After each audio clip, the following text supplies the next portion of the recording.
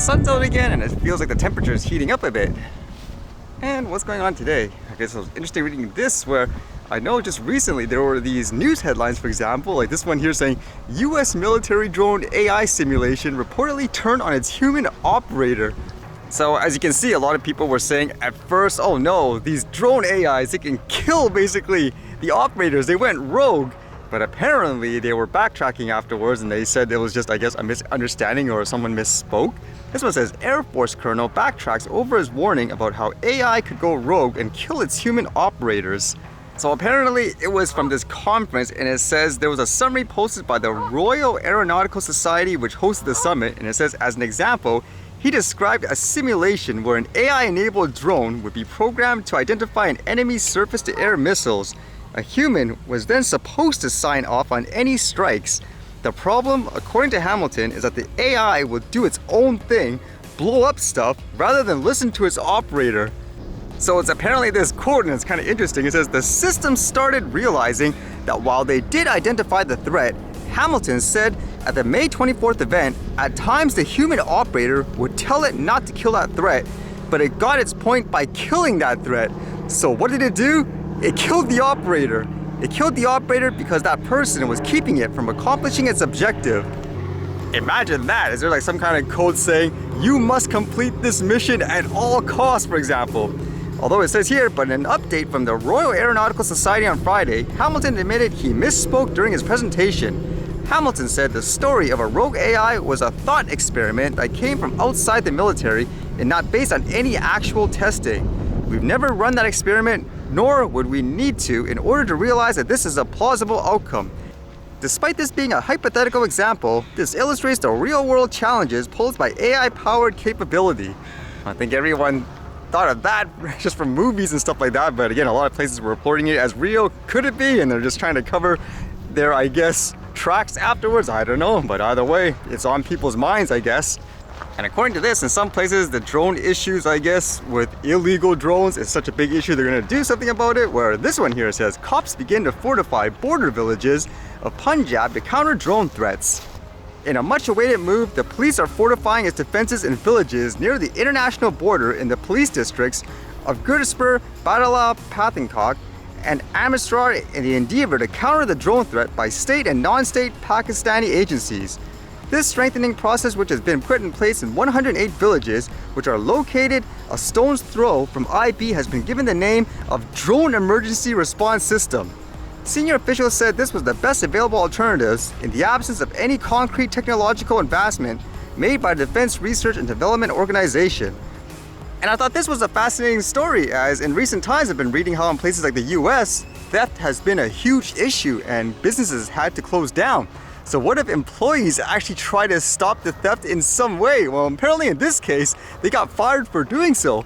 This one says Lululemon employees fired after robbery for breaking policy. They say the employees feel their termination wasn't fair. So the gist of it, from what I gather, is there's a guy who regularly, I guess, or was familiar to the employees as someone who stole things from the store. So when they saw the guy go in, they knew what he was going to do. They started to video record it, I guess with their phone or whatever. And as the guy ran out, another employee went outside as well just to see where he was going while phoning the police so they could give them an idea, hey, the guy's going this way and that way, where fortunately the guy was apprehended. So I guess that's good for the business, right?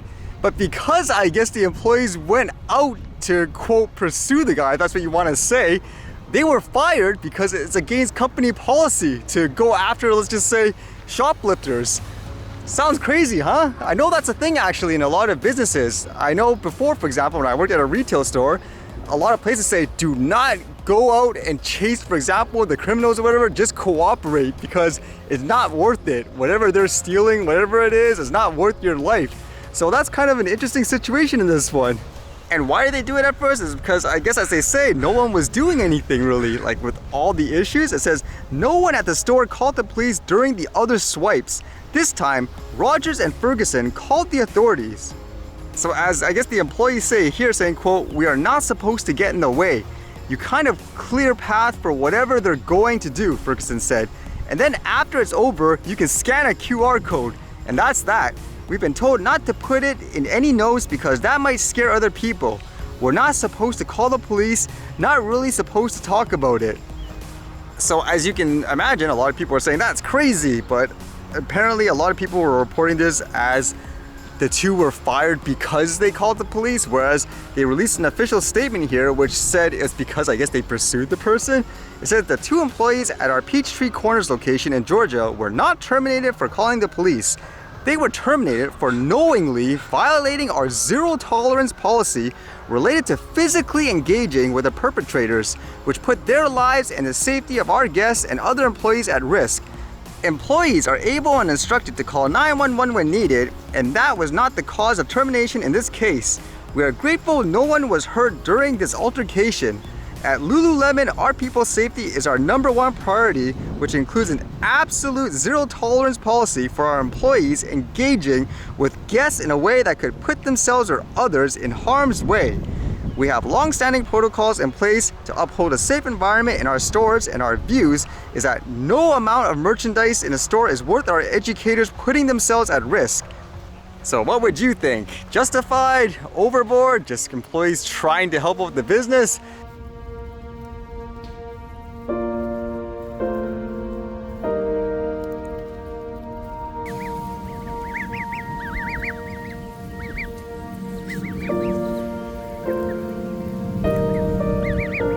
If there's any question whether or not the parents don't mind me being around the babies,